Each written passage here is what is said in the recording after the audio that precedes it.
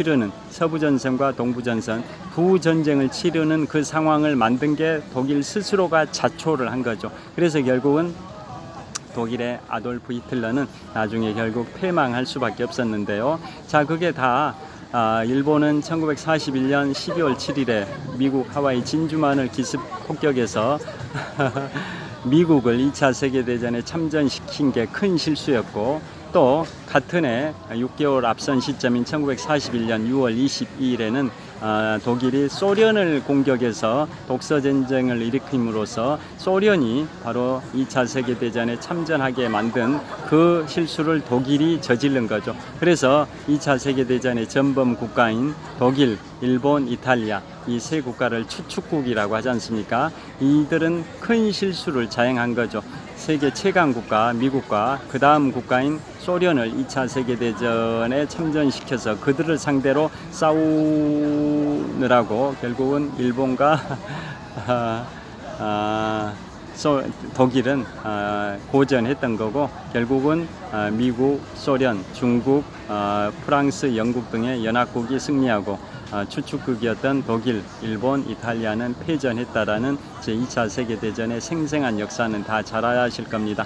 그게 제가 2023년 3월 6일에 출판했던 인문학서적 네 번째 작품 제2차 세계대전 466페이지 분량의 제2차 세계대전에 생생하게 기록하고 있는 내용을 말씀드리고 있는 건데요. 자, 그 과정에서 일본의 도조 히데키 내각이 있습니다. 도조 히데키 내각.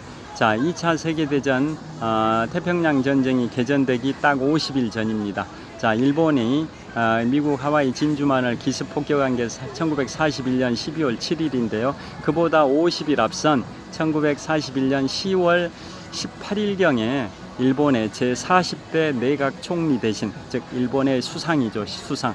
일본의 제40대 수상에 취임한 사람이 바로 도조 히데키인데요.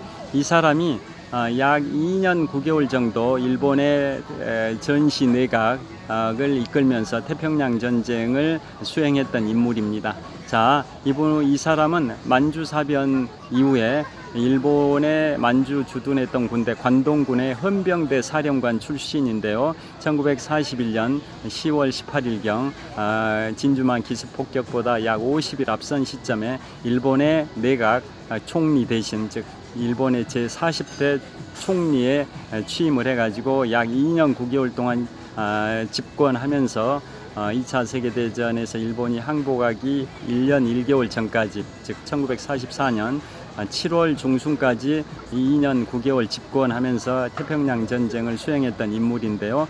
나중에 이 인물은 2차 세계대전이 끝나고 이제 전범 재판을 할 때 결국은 죽을 게 뻔하니까, 사형당할 게 뻔하니까 자살을 시도했었죠. 자살을. 도조 히데키 제40대 일본 총리 자살을 시도했었는데 미국군이 자살을 막았습니다. 자살은 일본 입장에서는 자결이라고 하죠. 저기 할복 자살 이런 게 있지 않습니까? 일본은 그건 명예롭게 죽음을 맞이하는 게 자살, 할복 자살이지 않습니까? 그래서 미국 태평양 전쟁의 전범이었던 일본의 제40대 총리 도조 히데키를 명예롭게 죽게 놔둘 수는 없다. 자살하게 놔둘 수는 없다. 그건 명예롭게 죽게 만드는 거기 때문에 그러게 할 수는 없다 해서 자결을 시도하는 도조 히데키를 미군이 살려냅니다. 그리고 나서 사형 재판, 군사 재판, 전범 재판인 그 군사 재판, 전범 재판을 통해서 일본의 전시 내각을 이끌으면서 이제 2차 세계대전 태평양 전쟁을 발발시켰던 도조 히데키를 사형에 처하고 사형을 시킵니다. 그게 사형이 집행된 게 1948년도니까 2차 세계대전에서 일본이 항복한 때로부터 약 3년 후에 사형이 됩니다. 그러니까 재밌는 대목은 도조 히데키는 명예롭게 죽기 위해서 할복 자살 내지는 그냥 자결을 선택하려고 했었는데 미군 입장에서는 너를 순교자 내지는 명예로운 죽음을 맞이하게 해둘 수는 없다.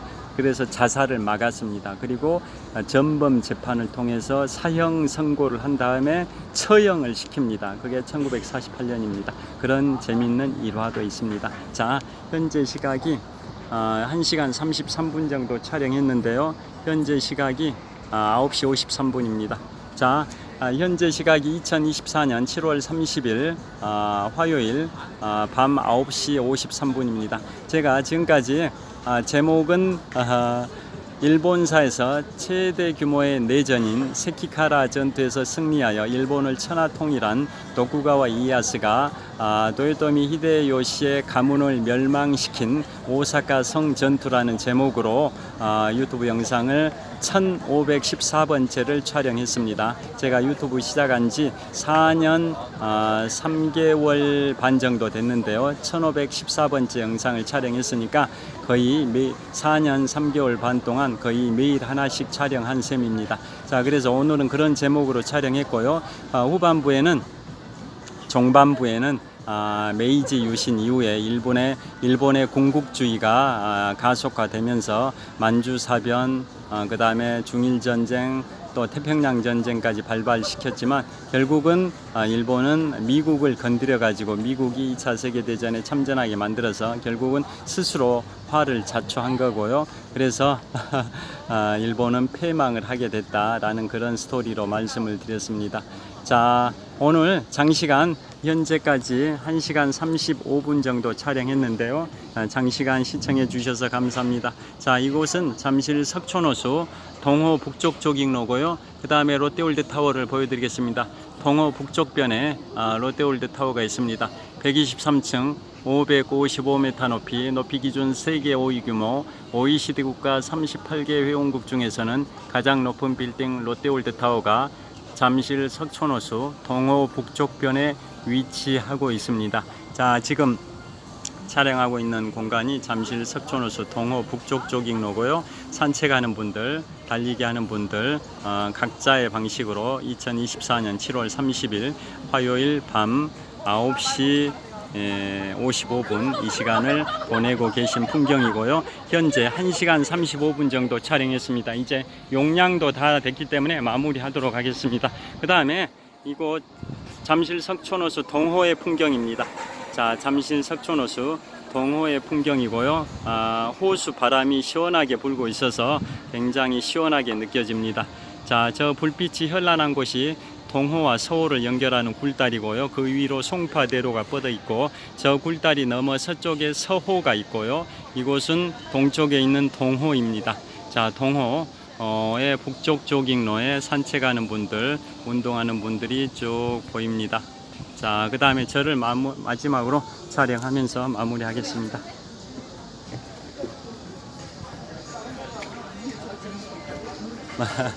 자, 지금까지 장시간 1시간 한 37분 정도 촬영한 것 같습니다. 자, 제가 22년 5개월 동안 마라톤 훈련을 해온 이곳 잠실 석촌호수에서 제가 오늘은 1514번째 영상을 촬영했습니다. 장시간 시청해 주셔서 감사합니다. 평안한 저녁 되십시오. Have a good night. 화이팅!